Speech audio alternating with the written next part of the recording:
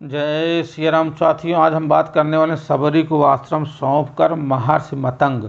हाँ, तो हम आगे बढ़ते हैं। सबरी को आश्रम सौंपकर महर्षि मतंग जब देवलोक जाने लगे तब सबरी भी साथ जाने की जिद करने लगी।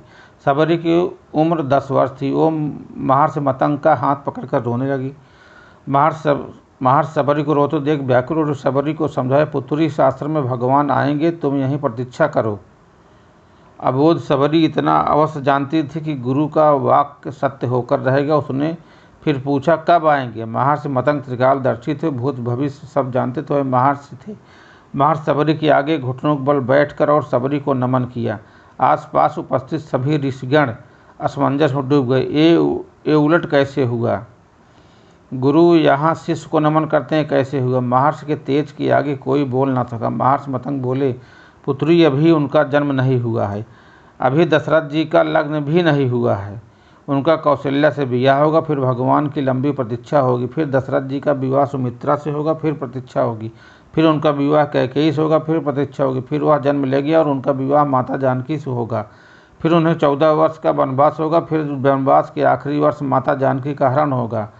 तब उनकी खोज में वह यहाँ आएंगे। तुम उन्हें कहना, आप सुग्रीव से मित्रता कीजिए, उसे ताई बाली के संताप से मुक्त कीजिएगा। आपका अभीष्ट सिद्ध होगा और आप रावण पर अवश्य विजय प्राप्त करेंगे। सबरी एक क्षण किम कर्तव्य विमूढ़ हो गई। अबोध सबरी इतनी लंबी प्रतीक्षा के समय को माप भी नहीं पाई। वह फिर अधीर होकर पूछने लगी, इतनी लंबी प्रतीक्षा कैसे पूरी होगी गुरुदेव? महर्षि मतंग बोले, वह ईश्वर हैं, अवश्य ही आएंगे, यह भावी निश्चित है, लेकिन यदि उनकी इच्छा हुई तो काल के दर्शन के इस विज्ञान को परे रखकर वह कभी भी आ सकते हैं, लेकिन आएंगे अवश्य। जन्म मरण से परे उन्हें जब जरूरत हुई तो प्रहलाद के लिए खंभे से निकल आए थे, लेकिन प्रतीक्षा करना वह कभी भी आ सकते हैं। तीनों काल तुम्हारे गुरु के रूप में मुझे याद रखेंगे, शायद यही मेरे तप का फल है।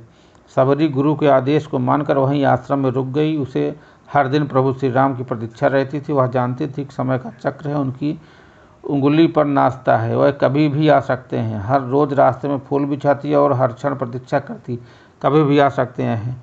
हर तरफ फूल बिछाकर हर क्षण प्रतीक्षा। सबरी बूढ़ी हो गई, लेकिन प्रतीक्षा उसे अबोध चित्त करती रही।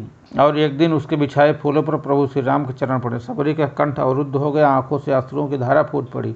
गुरु का कथन सत्य हुआ, भगवान उसके घर आ गए। सबरी की प्रतीक्षा का फल ये रहा कि जिन राम को कभी तीनों माताओं ने जूठा नहीं खिलाया, तो उन्हीं राम ने सबरी का जूठा खाया। ऐसे पतित पावन मर्यादा पुरुषोत्तम दीन हितकारी श्री राम जी की जय हो, जय हो, जय हो। एक टक देर तक उस सुपुरुष को निहारते रहने के बाद वृद्धा भिलनी के मुंह से स्वर फूट पड़े, कहो राम, सबरी की कुटिया में ढूंढने में अधिक कष्ट तो नहीं हुआ? राम मुस्कुराए, यहाँ तो आना ही था माँ, कष्ट का क्या मूल्य? जानते हो राम, तुम्हारी प्रतीक्षा तब से कर रही हूँ जब तुम जन्मे भी नहीं थे, या भी नहीं जानती थी कि तुम कौन हो, कैसे दिखते हो, क्यों आओगे मेरे पास। बस इतना ज्ञात था कि कोई पुरुषोत्तम आएगा जो मेरी प्रतीक्षा का अंत करेगा। राम ने कहा, तभी तो मेरे जन्म के पूर्व से ही तय हो चुका था कि राम को सबरी के आश्रम में जाना है। एक बात बताऊं प्रभु, भक्ति 2 प्रकार की शरणागति होती है। पहली बांदरी भाव, दूसरा मार्जरी भाव। बंदर का बच्चा अपनी पूरी शक्ति लगाकर अपनी माँ का पेट पकड़े रहता है ताकि गिरे ना।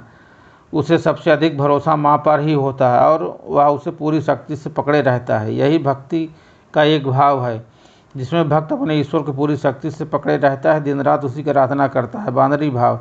पर मैंने यह भाव नहीं अपना। मैं तो उस बिल्ली के बच्चे की भांति थी जो अपनी माँ को पकड़ता ही नहीं बल्कि निश्चित बैठा रहता है कि माँ है ना, वह स्वयं ही मेरी रक्षा करेगी, और वह सचमुच उसे अपने मुंह में टांग कर घूमती है। और मैं भी निश्चित थी कि तुम आओगे ही, तुम्हें क्या पकड़ना। मांदरी भाव।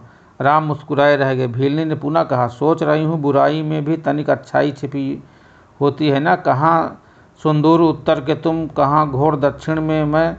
तुम प्रतिष्ठित रघुकुल के भविष्य में बन की भीलनी, यदि रावण का अंत नहीं करना होता तो तुम कहाँ से आते? राम गंभीर और कहा, भ्रम में ना पड़ो माँ, राम क्या रावण का वध करने आया है? रावण का वध तो लक्ष्मण अपने पैर के बाण चलाकर भी कर सकता था। राम हजारों कोस चलकर इस गहन वन में आया है तो केवल तुमसे मिलने आया है। माँ, ताकि सहस्त्रों वर्षों के बाद भी जब कोई भारत के अस्तित्व पर प्रश्न खड़ा करे तो इतिहास चिल्लाकर उत्तर दे कि इस राष्ट्र को क्षत्रिय राम और उनकी भिल्ली माँ ने मिलकर गढ़ा था। जब कोई भारत की परंपराओं की उंगली उठाए तो काल उसका गला पकड़कर कहे, यह एकमात्र ऐसी सभ्यता है जहाँ एक राजपूत वन में प्रतीक्षा करती है, एक वनवासिनी की भेंट करने के लिए 14 वर्ष का वनवास स्वीकार करता है। राम वन में इसलिए आया कि ताकि वह युगों तक इतिहास लिखा जाए कि उसमें अंकित हो कि शासन, प्रशासन और सत्ता सब पैदल चलकर वन में रहने वाले समाज के अंतिम व्यक्ति तक पहुँचे, तभी वह राम राज्य है। राम वन में इसलिए आया कि ताकि भविष्य में स्मरण रहे कि प्रतीक्षाएं अवश्य पूरी होती हैं। राम रावण को मारने भर के लिए नहीं आया है। माता सबरी एकटक राम को निहारती है। राम ने फिर कहा, राम की वन यात्रा रावण युद्ध के लिए नहीं है। माता राम की यात्रा प्रारंभ हुई है भविष्य के आदर्श की स्थापना के लिए। राम राजमहल से निकला है ताकि विश्व को संदेश दे सके कि एक माँ की अवांछनीय इच्छाओं को पूरा करना ही राम होना है। राम निकला है ताकि भारत विश्व को सीख दे सके किसी सीता के अपमान का दंड असभ्य रावण के पूरे साम्राज्य को विध्वंस पूरा होता है। राम आया है ताकि भारत विश्व को बता सके कि अन्याय और आतंक का अंत करना ही धर्म है। राम आया है ताकि भारत विश्व को सदैव के लिए सीख दे कि सके कि विदेश में बैठे शत्रु की समाप्ति के लिए आवश्यक है कि पहले देश में बैठी उसकी समर्थक शूर्पणखाओं की नाक काटी जाए और खरदूषणों का घमंड तोड़ा जाए। और राम आया है ताकि युगों को बता सके कि रावण के से युद्ध में केवल राम की शक्ति से नहीं बल्कि वन में बैठी सबरी के आशीर्वाद से जीते जाते हैं। सबरी की आंखों में जल भर आया था। उसने बात बदल कहा, बेर खाओगे राम? राम मुस्कुराए, बिना खाए जाऊंगा भी नहीं माँ। सबरी अपनी कुटिया से झमोली में बेर लेकर आई और राम के समक्ष रख दिए। राम और लक्ष्मण खाने लगे तो कहा, बेर में मीठे हैं न प्रभु? यहाँ आकर मीठे और खट्टे का भेद भूल गया हूँ माँ, बस इतना समझ में आ रहा है कि यही अमृत है। सबरी मुस्कुराई, बोली, सचमुच तुम मर्यादा पुरुषोत्तम राम हो। मर्यादा पुरुषोत्तम भगवान श्री राम को बारंबार वंदन।